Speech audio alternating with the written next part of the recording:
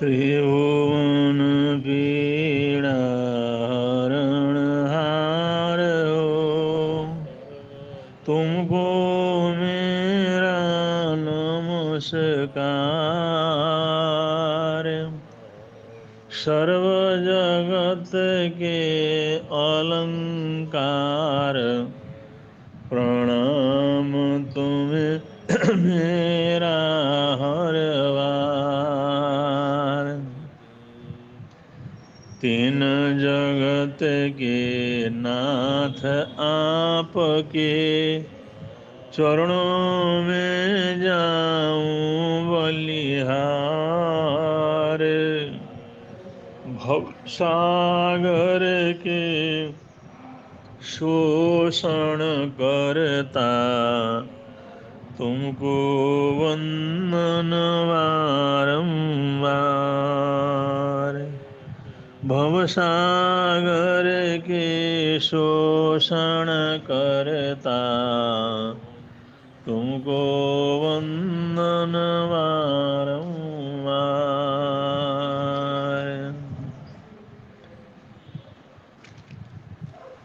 भगवान आदिनाथ ऋषभदेव की परंपरा में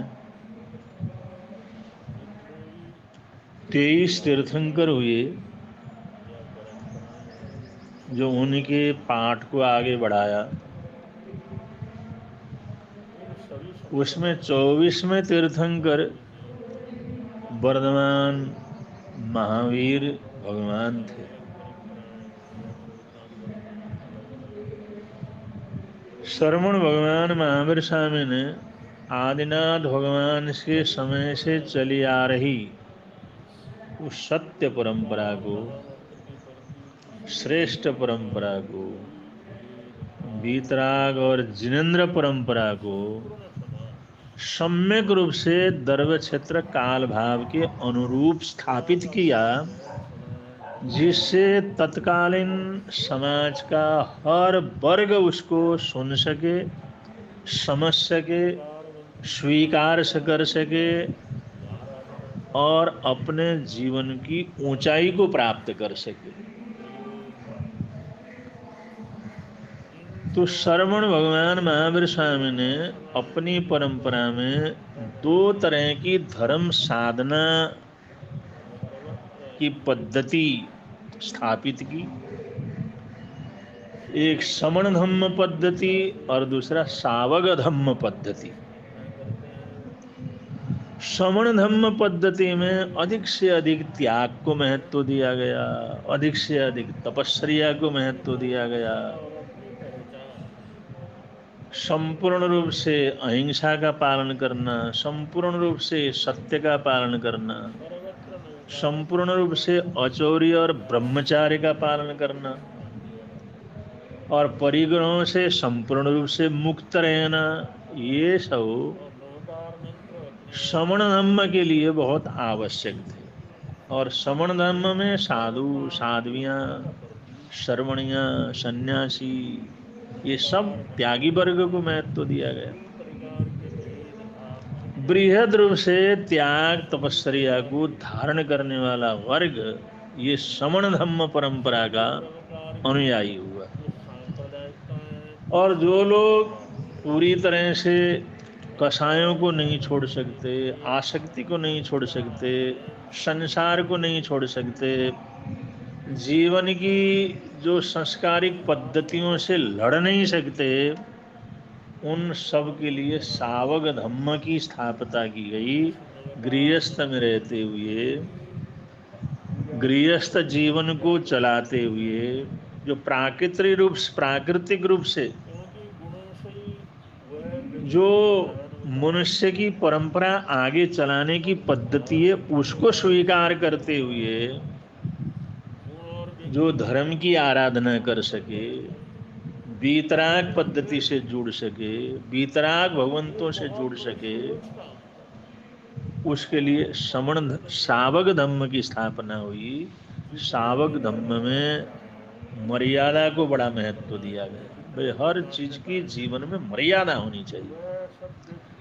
कि संपूर्ण रूप से त्याग सावक धर्म वाला नहीं कर सकता। गृहस्थ में रहते हुए संपूर्ण रूप से किसी चीज का त्याग नहीं कर सकते, तो उनको जितना कर सके उतना मर्यादा करना, मर्यादित जीवन को जीना, हर कार्य में मर्यादा, हर कार्य में कुछ न कुछ सीमा, और सीमा में आबद्ध होकर के चलना। जैसे नदी दोनों किनारों के बीच में चलती है तो नदी कहलाती है, सबके लिए वरदान स्वरूप होती है, पृथ्वी को हरा भरा बना देती है। लाखों करोड़ों अरबों अरबों जीव उस पानी को पी करके अपने जीवन को जीते हैं, लेकिन ये तभी तक नदी होती है, तभी तक उसकी स्वच्छता, उसका मान सम्मान होता है जब वो एक मर्यादा में रह करके चलती है। अगर मर्यादा को तोड़ दे तो बाढ़ हो जाता है, वो विनाशकारी हो जाता है। तो जैसे नदी मर्यादाओं में चल करके स्व पर कल्याण साधती है, ऐसे ही जो है, जो लोग सावक धर्म को अंगीकार करके गृहस्थ में रहते हुए भी वो धर्म से जुड़ना चाहते हैं, जुड़ते हैं, उन सबको श्रावक सावक धर्म के अनुयायी कहा गया। ये भी जैन धर्म की एक जो है साधना पद्धति है। इनके लिए कुछ त्याग निश्चित किए गए, जैसे सप्त कुव्यसनों का त्याग करना हर किसी गृहस्थ की आवश्यकता है। अनर्थ दंड का, व्यर्थ के कार्यों का त्याग करना, ये भी उनके लिए आवश्यक है। और 15 प्रकार के कर्मादानों का त्याग करना, ये भी सावक धर्म में अनिवार्य कर दिया गया कि वो 15 प्रकार के कर्मादानों का त्याग करे। ये बड़ी विशेष बात है। अगर इस कर्मादान के त्याग के महत्व को हमारे देश में समझा होता, सारी दुनिया ने समझा होता, भगवान महावीर स्वामी के संदेश को समझा होता, तो आज इस दुनिया में पर्यावरण का ये दुष्परिणाम, पर्यावरण का नष्ट होना, पेड़ों का नष्ट होना, नदियों का नष्ट होना, जल का बर्बाद होना, वायु प्रदूषण,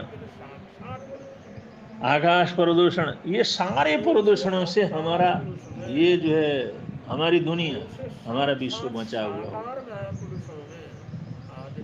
सामान्य रूप से एक अच्छा गृहस्थ जीवन जीने के लिए इतना त्याग तो आवश्यक है, जो 3 चीजें ऊपर बतलाई गई, वो परम आवश्यक है। और 15 प्रकार के कर्मदानों में विशेष रूप से वन का संरक्षण, वृक्षों का संरक्षण, वृक्षारोपण, जल स्रोतों का संरक्षण, पर्यावरण की रक्षा, प्रकृति का संवर्धन, प्राकृतिक संपदाओं की रक्षा, प्राकृतिक दोहन को जो है नहीं करना, दोहन से प्रकृति को बचाना, ये सब 15 कर्मदान त्याग के अंतर्गत आता है। 15 प्रकार के कर्मदानों का हमने अनुसरण नहीं करना, जिससे प्रकृति का वैभव बना रहे, पर्यावरण का वैभव बना रहे, जल स्रोत बढ़िया से बढ़िया बने रहे, वृक्ष और हरियाली चारों तरफ भरी रहे, इसके लिए ये चीज किया गया। और उन सभी व्यापारों को, कारोबारों को भी सख्त निषेध किया गया गृहस्थियों के लिए, जिन कारोबार के अंतर्गत वन संपदाओं का विनाश होता है। जैसे लकड़ियां काटना है, जंगल काटना है, कोयले तैयार करने हैं, उनको बर्बाद करना, ये सब कर्मदानों के अंदर कहा गया। कर्मदान आदमी के जीवन को नरक बना देते हैं, उसका भव बिगड़ जाता है, इसलिए कर्मदानों से बचना बहुत जरूरी है। जल संपदा और प्राकृतिक पर्यावरण को नष्ट करने वाले, नुकसान पहुंचाने वाले जो भी काम हैं, कारोबार हैं, उन कारोबारों को भी नहीं करना, उन कार्यों को, व्यापारों को नहीं करना, ये कर्मदान के त्याग के अंतर्गत रखा गया। तो कितनी एक व्यवस्थित ये बात थी, कितना वैज्ञानिक तथ्य था, और कितनी सुंदर परंपरा थी।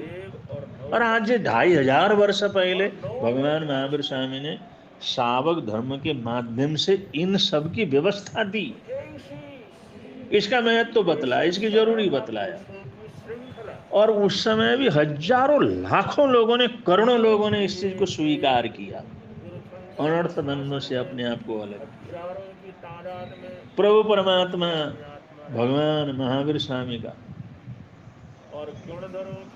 महावीर स्वामी के अनुयायी होने के लिए, उनकी आराधना साधना उपासना के लिए, उनके दर्शन को समझने के लिए, उनके आशीर्वाद को प्राप्त करने के लिए उन मोटे मोटे पापों का त्याग करना बहुत जरूरी था, जो 15 कर्माधान के अंतर्गत है, और हर चीज की मर्यादा करना अनिवार्य था। अगर ये मर्यादित जीवन को अगर जीने का संकल्प करता है, वही भगवान महावीर स्वामी का अनुयायी हो सकता था, उनके शिष्यत्व को, आशीर्वाद को प्राप्त कर सकता। और वैसे भी हमारे देश की धार्मिक मान्यताओं में बहुत से वृक्षों को देवता माना जाता है, पेड़ों को देवता के रूप में स्वीकार किया जाता है,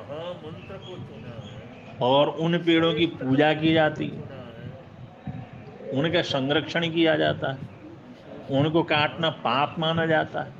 जैसे नीम के पेड़ हैं, पीपल के पेड़ हैं, बरगद के पेड़ हैं, अशोक के पेड़ हैं, ऐसे कई तरह के पेड़ हैं।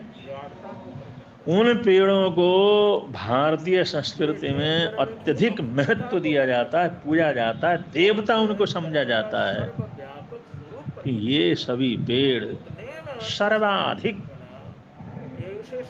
ऑक्सीजन को प्रदान उत्सर्जन करने वाले, रात दिन और ऑक्सीजन दुनिया को देने वाले पेड़। तो एक व्यवस्था दी गई थी कि वे ऐसे ऑक्सीजन को देने वाले, प्राण वायु देने वाले वृक्षों को देवता के रूप में स्वीकार किया जाए। अब ये आधुनिकरण जो हुआ, मनुष्य का जो विकास की तरफ उन्मुख था उसकी हो गई।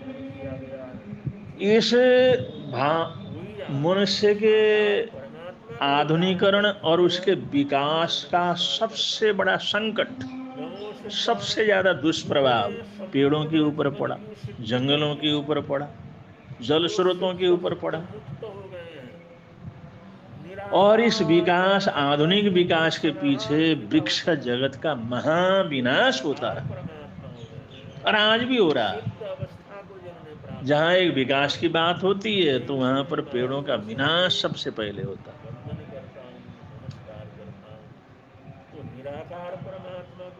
और पेड़ों के निमित्त से, जंगलों के कारण से वर्षा होती है, बादल आते हैं, बादल तैयार होते हैं, और वो बादलों का बनना वो अस्त व्यस्त हो गया। और बादलों की अस्त व्यस्त व्यवस्था हो गई, अव्यवस्था हो गई, तो वर्षा का जो रेशो है वो घटता चला गया। इससे पानी की कमी हो गई, हरियाली की कमी हो गई, पेड़ों की कमी हो गई, और पर्यावरण को लकवा मार गए। पर्यावरण तो बिल्कुल बर्बाद ही हो गई। और इसके लिए एक ही विकल्प बचा है दुनिया में, अधिक से अधिक वृक्षारोपण, हरियाली को बढ़ाने का संकल्प।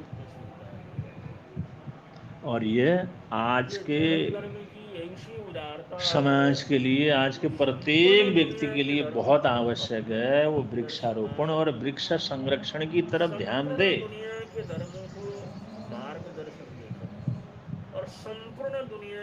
उत्तर प्रदेश की योगी सरकार, आदित्यनाथ की योगी जी, उनकी सरकार उत्तर प्रदेश के हरित क्रांति का अलग लक्ष्य बना के रखा। सरकार ने अपने 5 साल में 100 करोड़ पौधे रोपे गए हैं उनके आंकड़ों के अनुसार।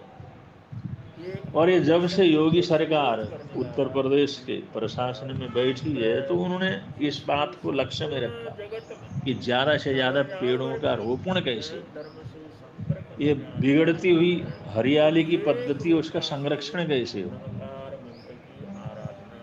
अब सरकार ने 5 वर्ष की योजना तैयार की, और 5 सालों में 175 करोड़ पौधे रोपे जाने का लक्ष्य रखा, योजना तैयार की। और सरकार हर वर्ष 35 करोड़ पौधे रोपने की योजना बना करके आगे बढ़ रही है। ऐसा हो गया तो हरियाली की 6% बढ़ोतरी हो सकती है।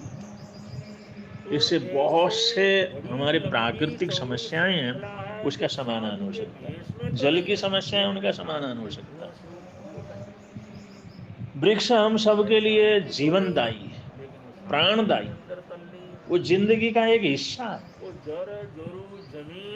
ये जो वृक्ष हैं, पेड़ हैं, सिर्फ कार्बन डाइऑक्साइड को अवशोषित नहीं करते, केवल कार्बन डाइऑक्साइड को जो है अवशोषित करते हो ऐसा नहीं, बल्कि निरंतर ऑक्सीजन प्राणवायु का उत्सर्जन भी करते हैं।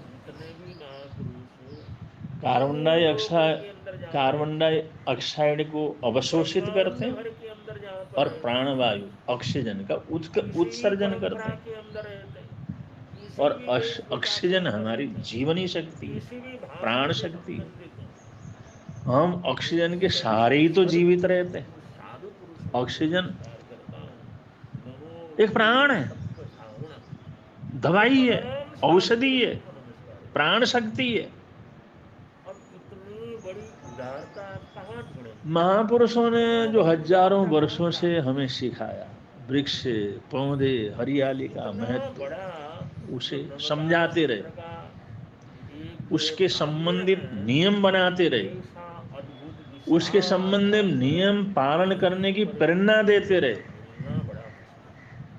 अगर इस बात को समझ लिया होता, इस तरफ ध्यान दिया होता, तो जो पीछे ऑक्सीजन के लिए जो हाहाकार मचा कोरोना काल में, ऑक्सीजन न मिलने के कारण सारे देश में जो हाहाकार मच गया, और ऑक्सीजन के नाम पर बड़े लूट खसोट हुए, और बिना ऑक्सीजन के पता नहीं कितने लोगों ने अपने प्राण छोड़ दिए। ये महामारी, ये भयंकर स्थिति हमारे देश के सामने न होती। इतना कुछ होने के बावजूद भी हम पेड़ों के महत्व को न समझें, ऑक्सीजन की कीमत को न समझें, और वो पेड़ों से हमारे को मुफ्त मिलता है, इस सत्यता को न समझें, तो ये हमारे लिए बड़े दुर्भाग्यपूर्ण है। अभी उत्तर प्रदेश में वर्तमान में 9.23% हरित आवरण बचा है। हरित आवरण 9% बचा है। ग्रीन कवर के लिए प्रयत्न करते करते अगर 15% ये ग्रीन कवर अगर जो ये लक्ष्य पूरा हो जाता है, तो ये एक बहुत अच्छा वातावरण आगे सामने आ सकता है। सरकार के लक्ष्य अनुसार 175 करोड़ वृक्ष रोपे गए, तो जब वे पेड़ बनेंगे तब 720 लाख टन कार्बन डाइऑक्साइड अवशोषित करेंगे और बड़ी क्रांति होगी। यह सब हमारे लिए तो इसलिए जनता को, देश के प्रांत के प्रत्येक नागरिक को इस कार्य में सहभागी बनने की जरूरत है। सिर्फ सरकार की योजना से ये काम पूरा नहीं होता, और रोपे भी जाते हैं तो हर जनता का, हर नागरिक का कर्तव्य होता है कि उन पौधों की रक्षा हो, उनकी सुरक्षा हो, उनका संवर्धन हो। उसके लिए पानी आदि की जरूरत हो तो हम पूरा कर सकें। जहां जहां नजदीक में हम कर सकते हैं उस आवश्यकता को पूरा करें। इस प्रकार अगर जनता सरकार के साथ जुड़े, सरकार की जो हरित क्रांति की मुहिम है उसके अंदर हर परिवार जुड़े, हर सदस्य जुड़े, परिवार का बच्चे से लेकर के बड़ा इसके अंदर जुड़े और वो सहभागिता हो, तो ये हरित क्रांति का बड़ा सफल प्रयोग हो सकता है। अगर ये हरित क्रांति के प्रयोग को हम सफल कर सके तो ये अपने लिए भी, देश के लिए भी, सारे विश्व के लिए, सारी पृथ्वी के लिए एक बहुत बड़ा अनुकरणीय जो है कदम होगा। तो इस तरफ सबको ध्यान देना चाहिए। वृक्ष का संरक्षण, वृक्ष को लगाना, वृक्षारोपण, उसका संरक्षण, उनका संवर्धन, ये हमारा मंत्र होना चाहिए। नमस्कार करते अगर हैं, हम वृक्ष की रक्षा करते हैं तो हम अपनी रक्षा करते दान हैं। करते रहना चाहिए, एक दूसरे को वृक्ष को बढ़ने बतलाते देते रहना हैं तो अपनी चाहिए, आयु को लंबा तो करते हैं। कुछ न कुछ जो है वृक्ष का संरक्षण करते करते हैं तो रहना हम चाहिए, स्वास्थ्य का जिससे संरक्षण करते हैं। ज्यादा से हम ज्यादा वृक्षों की लोग रक्षा करते इस हैं, उनका संसार में संरक्षण करते हैं, ऐसे तो हम जीवित बादलों को आने के लिए प्रेरित करते हैं, वर्षा होने के लिए प्रेरित करते हैं। यही साहब। अगर वृक्षों का संरक्षण इसी तरह बढ़ता रहे तो जल महाराज स्रोतों को हम जो है सब पैदा तो कर लेते हैं। मंत्र है अपने अपने तो ये जो में। वृक्षारोपण का कार्य है बहुत बड़े पुण्य का कार्य है। ग्रहण कर और लीजिए, वृक्षारोपण के साथ साथ आदर उनका सत्कार संरक्षण, करते उनका हुए संवर्धन, आप सबको ये भी बहुत एक बहुत बहुत बड़ा मूल बहुत मंत्र है। इसकी तरफ सद्भावनाएं सारे देते देश को, हैं सारी जनता को कि अनंत अनंत पुण्यवान जुड़ने की हैं जरूरत है। आप लोग, अगर ऐसे धन्यवाद जुड़ेंगे और जुड़ करके आगे बढ़ेंगे और नमस्कार। इस आंदोलन को, इस क्रांति को हम सफल कर सके तो समझ अगर लो अटूट विश्वास के ये साथ हमारे बड़ी देश की सद्भावना के साथ स्वतंत्रता का नमस्कार सबसे बड़ा उपहार स्मरण होगा। करते हैं, ये देश के लिए नहीं, पूरी दुनिया के लिए उपहार होगा। 105 एक बार दुनिया के लिए नमस्कार आदर्श बन होगा। सकेंगे अगर और हम स्मरण हर करते तरह हैं के विकास को आगे तो बढ़ा शांति सकेंगे। का अगर इस रस बन क्रांति को हम जाएगा, सफल कर उसका सके स्वरूप बदल तो जाएगा, जरूर इस तरफ ध्यान देना चाहिए, आगे उसका बढ़ना रूप चाहिए, बदल सहयोग जाएगा। करना चाहिए। जो करेंगे उसके उनको अंदर एक लाख नई लाख शक्ति, धन्यवाद नई होगा। ऊर्जा इन्हीं पैदा मंगल होगी। कामनाओं के साथ, अगर सद्भावनाओं के कोई साथ भी अपने भोजन वक्तव्य वगैरह को विराम करते दे रहे हैं। हैं बोलिए तो भगवान अपने महावीर शरीर स्वामी के की नमस्कार जय।